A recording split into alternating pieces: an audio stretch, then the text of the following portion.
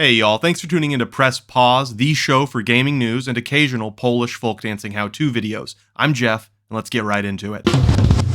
First up, the sequel to 2020's Immortals Fenyx Rising is reported to have been cancelled. This comes from VGC, who state that the project was in early development at Ubisoft Quebec, but has been shut down as the company seeks to focus on its more prominent brands.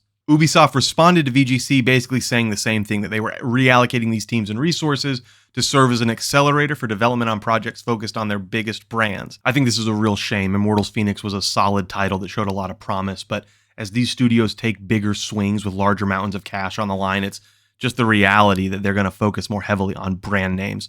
The IP dependency in entertainment, whether it's video games or movies or whatever, it continues to develop into this abhorrent situation, I think. People act like consolidation of the bigger players is the true evil, but I don't know, man. I think that the reliance on IPs is just as much at play. You know, people complain about everything feeling the same, but then they buy Assassin's Creed 45, and that's just a real bummer. I don't know how else to say it. I think that's a real bummer that they're canceling games that are a little more just unique, whether that's an art style or presentation. And obviously, you can look at Immortals Fenyx as kind of an Assassin's Creed Light or a Breath of the Wild sort of clone. But how many of those clones exist?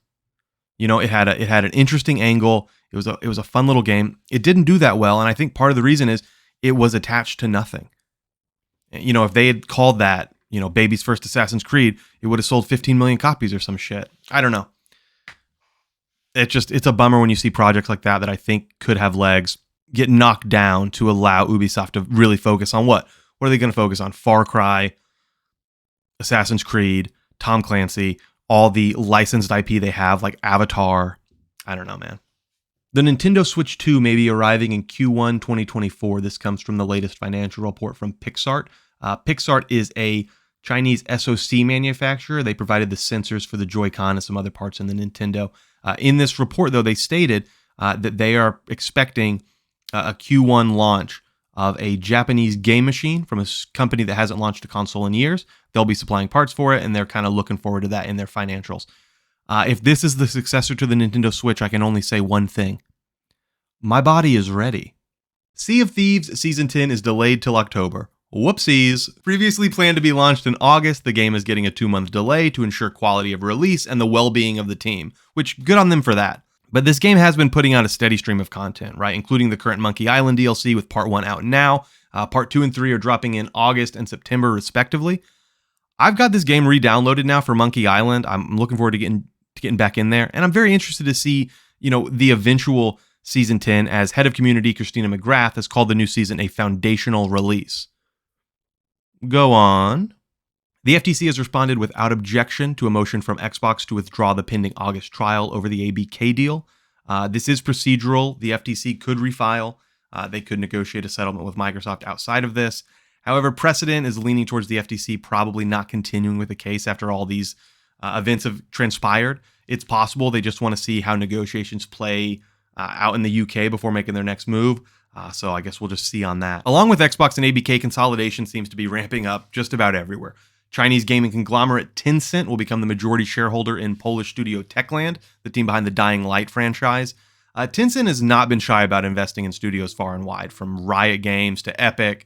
And I think we all need to strap in for the acquisition spree that's about to turn into hungry hippos over here. All right, the PlayStation Q seems to be in the wild now. Zuby Tech has posted images and a video clip on Twitter. The device is running Android. Now, to be fair, I don't think this is going to be like the finished UI, but it gives us an idea of what's underneath. Yeah, I maintain this is the stupidest handheld I've ever heard of, but it looks worse than I thought. I made a joke thumbnail when this thing was just a rumor, and it baffles me that the only thing I really got like wrong was that I made the screen too small. Okay. Activision is suing Anthony Fantano, aka the Needle Drop. So here's the deal. Activision used audio from one of his TikTok videos, I believe, where he's like yelling about a pizza. They did this over an ad for like Crash Bandicoot sneakers on TikTok. He's asking for a cash payment because they used his audio.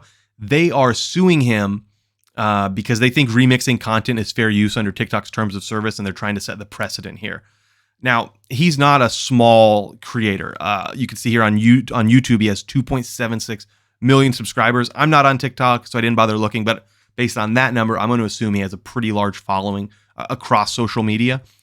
So I'm very curious to see where this goes, because I think this could have really major ramifications for creators, not just on TikTok, but the internet in general. Fantano made the point in a previous interview where he said, I've got plenty of irons in the fire where this isn't so concerning for me.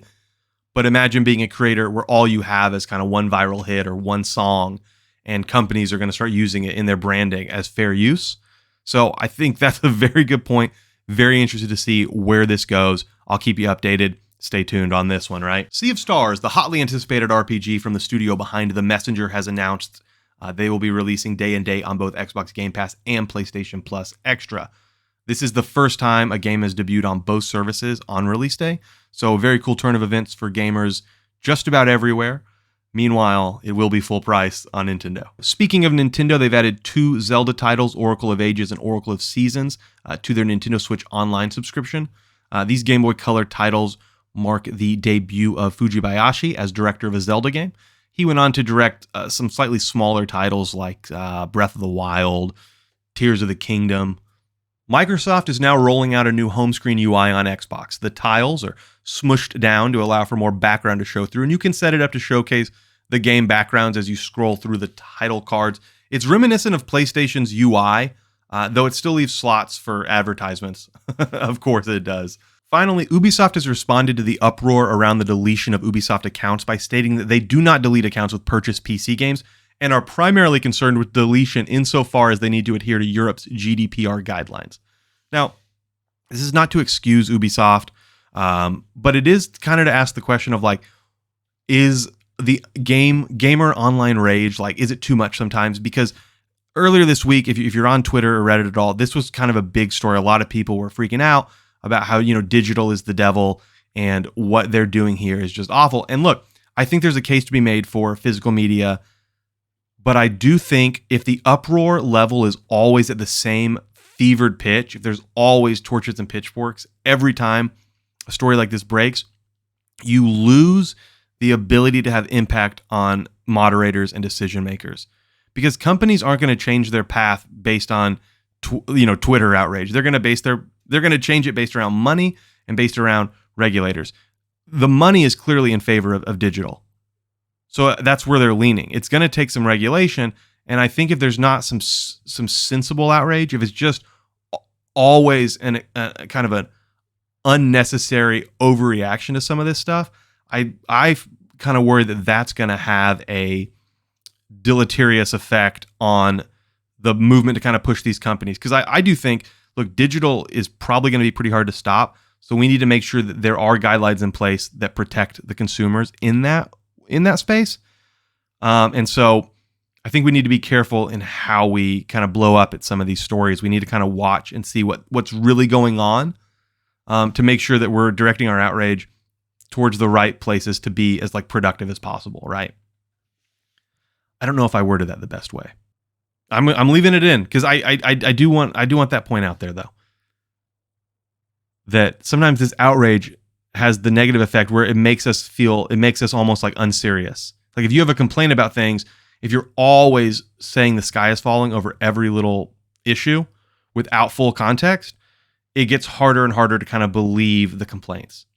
So I do think it's important that the outrage is focused and appropriate and at the right level to be taken seriously as a true complaint, as a look at company overreach. To me, in this instance, this is not company overreach from Ubisoft, but that doesn't mean we shouldn't be staying vigilant as far as watching them or other companies on how they distribute digital goods. So yeah, that's it. Thanks for watching. See y'all next week. I'm gonna go.